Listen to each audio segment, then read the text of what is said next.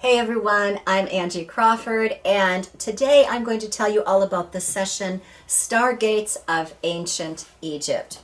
It was at 3:20 p.m. in the Jupiter room, one of the smaller rooms, with William Henry at AlienCon on Saturday the 4th. By the way, before I go into that, so yes, we are here in my dining room, and it's off camera, but I have a bunch of trinkets and and everything on my desk. And one of the things that I actually have here on my table is I have the Eye of Horus. So I thought that it was be appropriate to show this. So we've got Horus on our production team today. Yay, Horus! Anyway, so for this. If you recall in our last episode, I talked about how I had left early because I didn't listen for the questions because I wanted to make sure that I got into this next session. And I'm a huge ancient Egypt fan, so I wanted to make sure that I could get in. But what was funny is that I mentioned too earlier that I wanted to go to the Eric von Daniken Chariots of the Gods 55 years and counting, but I couldn't get in because the room was full. Well, apparently what happened was that a lot of people could not get in, which makes sense. And especially the Infinity and the Galactic Pass holders, because what's supposed to happen is that if you have these two special passes, you get to, bypass the lines, etc., and you go in and you sit in the front section in the middle, kind of a thing. But that's only for the main stage and the Orion room. For the Jupiter and the Venus rooms, it's just first come first serve. Well, that session, the Eric von Daniken 55 years and counting, was in one of, I don't remember offhand, the rooms, either the Jupiter or the Venus room. So it filled up really quickly, and there were apparently a lot of Infinity Pass holders who couldn't get in. And apparently they raised the proverbial holy hell. It was that's what I mean. There were other people that witnessed it, as well as some of the workers there. They were talking on and on like you have no idea what just happened, wow, kind of a thing. So the funny thing is, because of that, they changed the rules. So they made it so that if you have an Infinity or Galactic Pass, in all of the rooms, you get to go in first, you get to sit in the front, do whatever you want, kind of a thing. So keeping that in mind, so here I got, there a little early for the Stargates of Ancient Egypt session, and there was a line that was forming. But the guy saw that I had a Galactic Pass. He said, "Oh, wait, you get to go in first." I'm like, "Oh, okay, cool." He said, "So wait here." So I waited there by myself. Oh my God. In a special line. It was so funny. So anyway, I just have some photos here I have to show you to try to get an idea of what was going on, because the line, it just kept growing and growing and growing and went on and on and on and on. And then it wrapped around and it kept going and going and going. And here's me just standing there, in my, by myself. And it's like, so yeah, people are just kind of looking at me like, why is that chick just standing there kind of a thing. It's like, well, it's because I'm in the special line. And every so often, one of the workers there would say, are there any other galactic or Infinity Pass holders? Do you want to come over to the special line? But they were there, but people weren't stepping out of line and stuff. So it was like, well, all right, I can be here by myself. Then fine, I can rock and roll it. But then after that, finally, two other people came out of line and stood by me. So we were all chatting, and it was funny because they happened to be wearing masks, and then the guy also had this major hoodie type thing on. So, so everyone was just looking at us again like, well, who are those people? So he just said, well, everyone is going to think that we're important because we're wearing masks. And I said, well, everyone's going to think that I'm important because I'm carrying a clipboard. So we had a really cute time, but sure enough, then they let us in. So this is the room, and then you can see me here as well. I just took a couple of pictures where it's like no one was in there. There's this massive, massive line. And the only people that were already in there must have been there from the previous session, because one of the benefits is that you do not have to leave the room after, if you've got an Infinity or Galactic Pass, you can just stay there. So I think that's who those people were. And then the three of us came in, and then I took some pictures and kind of looking around, and then finally then they filed, everyone else started to file in. So anyway, I thought that was a cute little story there. Yes. But at any rate, so when here also, this is a photo of the table that with the nice AlienCon sign. And it was my intention to take a picture of William, when he came in and sat down. But what he did was he walked up on stage, he grabbed his little slide clicker thing, and boom, he was off to the races, talking. So I didn't take a photo because I was just kind of thrown off. It was right in the front row and, everything else. So I'm showing you this picture that I took of him. This was at the end after he had left the stage, and he's just over on the side of the room at another table. So that's my big panel photo for this one, but it is what it is. Hey, you got him. Hey, yeah, I managed to do it. That was the goal, get one photo at every panel. Anyway, so basically he said that he has just returned from one of his tours of Egypt, and he showed us a bunch of slides.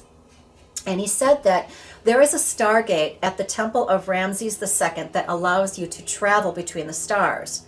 Mera, M-E-R-A, is the original name of ancient Egypt, which means land of love, waters, and original creation. Mer, he said, also means pyramid, or place of ascension, or Stargate. He said the pyramid is also a transformation chamber. You could transform to ascend. In the pyramid text, the pharaoh would transform during his journey through the stars. Their star religion is also known as their Stargate religion.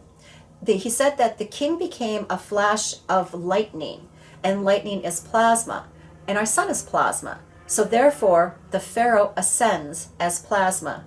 The king climbs the ladder to the skies. Then he talked about a hieroglyph, but I can't read my writing, so I really can't tell you the details of this. It's like something like tong or something like that. That is a wormhole. He said that wormhole means to tear.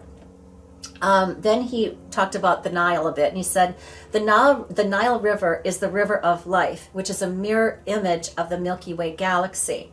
As above, so below, as within, so without. You could walk from the earth plane into the celestial plane. All souls can transform and go to the stars. We just need to turn into a higher form of being. Nut, who is the goddess of the skies, watches over us. Ra rides on the ship of eternity, which means he does interdimensional travel through wormholes. And he showed a photo of this ship, and he explained how he thought this was possible. Because this is kind of like the generic ancient Egyptian ship that you see. So it's basically just this arc, but on the ends it kind of flares out. And he said to him, these are wormholes. So that's the kind of the parallel I just there. got chills. Oh really? Yeah. Oh, that's interesting. And Ta, who is from Sirius, the technology god, he fashioned our human body to be able to transform to ride on this ship. He said, then he further went on about this boat, and he said, at the temple of Hathor, there is a boat in the stars. And Jesus ascended on a cloud and will come back on a cloud. He said they're doing research today about flying inside of a bubble.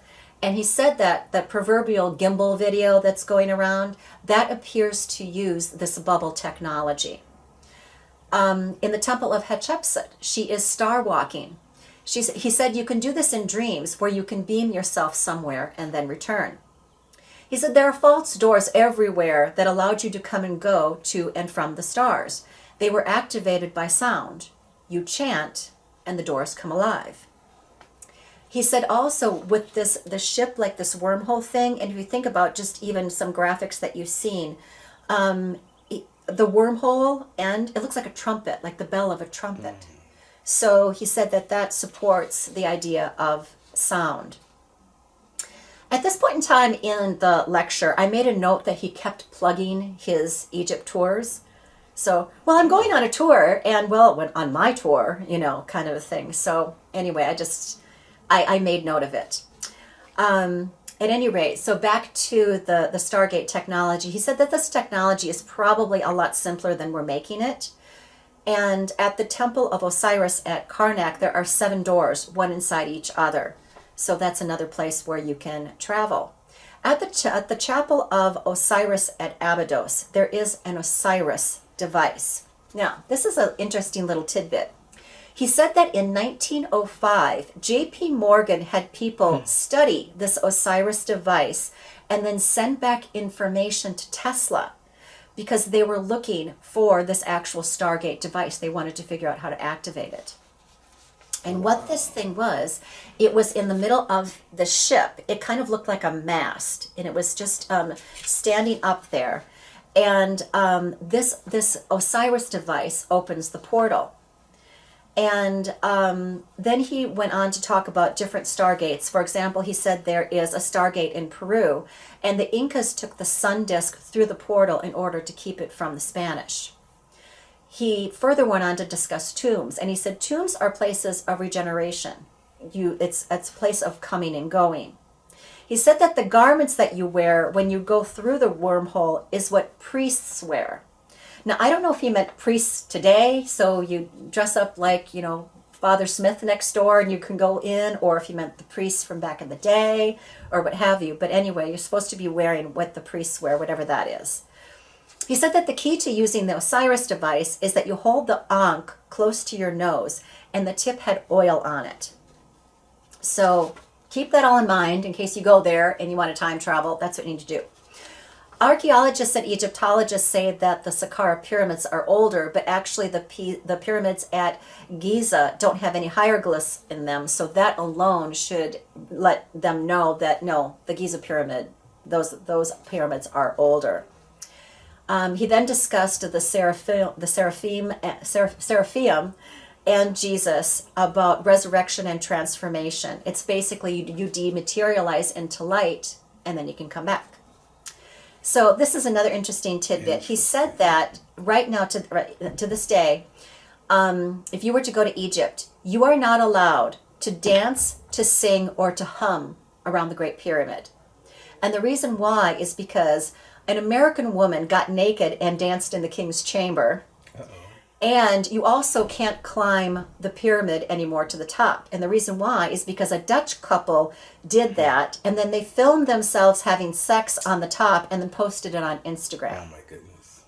So it's very restrictive now what you can do around there.